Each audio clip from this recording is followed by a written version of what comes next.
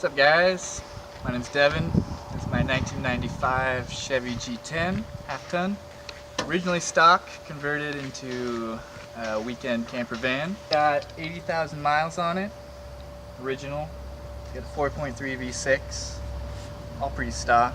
Didn't really have to do anything when I bought it. Just threw a new radiator in it, and some new plugs and wires, and called it good. Bought it for $1,500, which is a steal, I think. Especially because it's got the barn doors. Got the nice rocket box up top for storage, and the Thule racks. Pretty much for all my soft goods and stuff like that, sleeping bags, backpacks, the big stuff, you know, keep them out of the interior, make it nice and clean, lots of room. Got a bike rack on the other side of the rack there. Just picked up a back ladder, like a van ladder.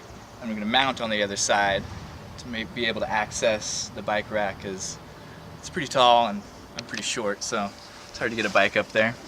Got the PVC pipe there for any fishing poles, and a couple hooks. You can throw up a tarp, awning out a tarp if it's gnarly out and raining and all that. So the interior I did all myself. It was originally just stock metal, which is great because that's kind of the plan I wanted. So yeah, I insulated all the walls, the floors, and the doors before putting up the 1/4 inch side panels here.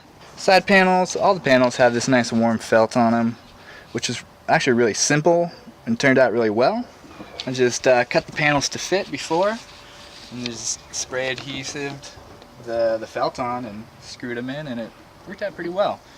Pretty easy. I think it took an afternoon or so. I chose a nice low profile carpet with the mindset of just keeping it clean.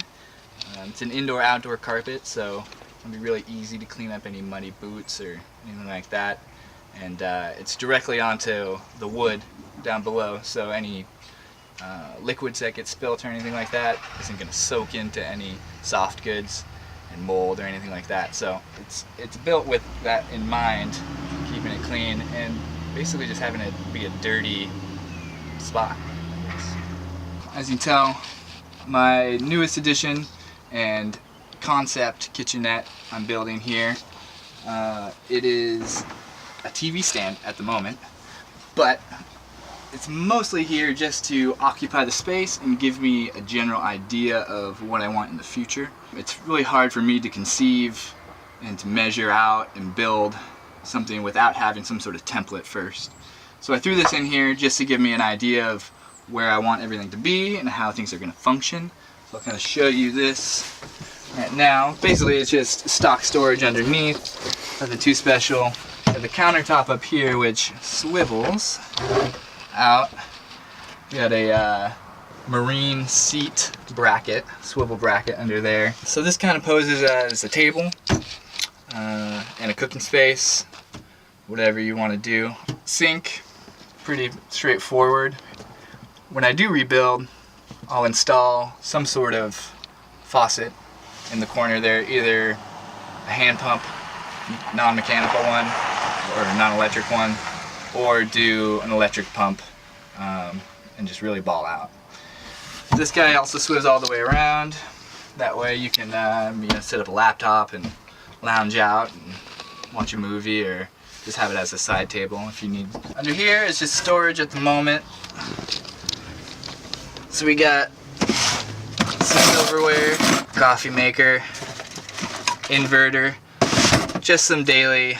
As like I said, this is just temporary. So like my gray water bin is a gallon jug of water. But in the future, this will be expanded and quite a bit bigger. So I'll be able to have room for not only useful utensils and storage, but also nice gray and clean water storage as well. This thing will just get junked. I'll use that as measurements, salvage the bracket, the swivel mount inside, and just rebuilt it with nice veneered plywood, stain it like I did most of the other interior wood, like the bench seat. So we'll move on to the bench. In the couch position right now, got a 3-inch high density foam mat on top, which is pretty comfortable. We got storage underneath, swivels up. You can see the raw wood here, and I stained all the wood black up top to kind of match everything else. Nice long piano hinges, really add more stability to the function. 3 relatively large storage bays. Now to convert, it's quite simple. All you really do, get this out of the way, 2 handholds here, slide that bay out. That guy. And that folds out. The back moves up into an upright position to give a few more inches. And it's about the size of a twin, I think. It's about 6 feet long, so I think a twin might be a little bit longer, but I'm only 5'8", so.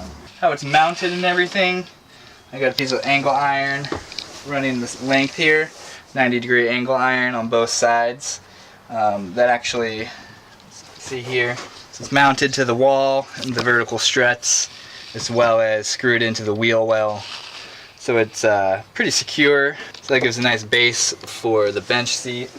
However, I will need to mount the wood into this angle iron. As of right now, it is not mounted in there, just so I can take it out really quick if I need room, because I've been moving a bunch. So this whole unit actually is in 3 separate pieces, so it's really easy to take out. It's kind of the functional idea behind it is, you know, it doubles as a bench seat and a bed, but within a matter of 5 minutes you can have it be a complete cargo van again. That's kind of the idea behind the whole van, is that opposed to having it be a livable unit, it's more of a weekend style camper van. So it functions as a daily driver. You can get a group of people in here, go to the beach, what have you, as well as stay the night or the weekend in a parking lot or at the campsite. So this is kind of the cargo area. Nice and roomy for large totes or coolers or anything like that. When you hit the beach, you want to saute up some steaks or what have you.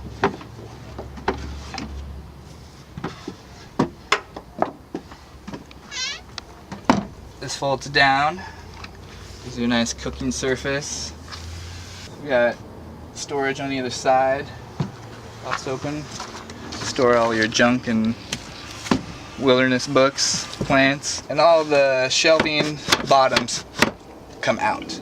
So including this one here, so you can access this bay down below where I keep my spare my tools, and my car jack and all that kind of stuff, jumper cables. Or if you had something long, I guess you could take out both and conceivably have access to this whole length, as long as you can stick it up in there. So it's on both sides. There's a clean shot of it without anything in here. Pretty basic. Got the speakers in set, little 4x6s there. So in the future, depends on what direction I go. I like that it's a weekend style camper van. It allows me to be very versatile. However, I do have aspirations to full-time it, either while I'm in school or out of school. So if I do full-time it, there'll have to be some more modifications done to make that more feasible. But, you know, I'm in school right now, and so ideally, if I do full-time it, this would be the best time, because I have access to the college campus pretty much at all hours. Bathrooms, showers, Wi-Fi. You know, I can park relatively close to campus and use their Wi-Fi within my van. I don't know about sleeping there, but so a lot of the amenities would be satisfied while I'm in school. So we'll see how that goes. I'm on a lease right now, but I still have some time left during school. I'm looking to take it on some pretty sweet trips this summer. It's kind of the idea behind it. It's a nice road trip van, the big V6. It's got an overdrive gear, so it gets some decent gas mileage on the highway. My girlfriend and I are planning a 2-week trip down to, well, we're going down to Cali, Burbank, California, for my sister's wedding. And then we're heading up from there up to Zion in southwest Utah. And we're taking, I think we're going to be doing about 2.5 weeks on the return trip. So we'll hit up Zion and Bryce and all those awesome places down there, do some rock climbing, if it's not too hot. This is going to be in August. And then head up north into southern Idaho. Go check out like Crater of the Moon and all those other places.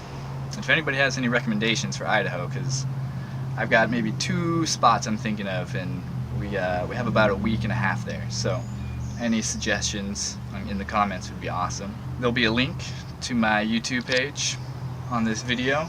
Please feel free to subscribe or just check out my other videos or what have you. And yeah, hope you enjoyed checking out the van. I hope it shows that doing a do-it-yourself camper van is possible and relatively easy. All these parts were either recycled or gotten very cheaply. I probably put maybe $1,000 into the interior, so it's doable. You just have to have the tools and the confidence, I guess. Anyways, thanks.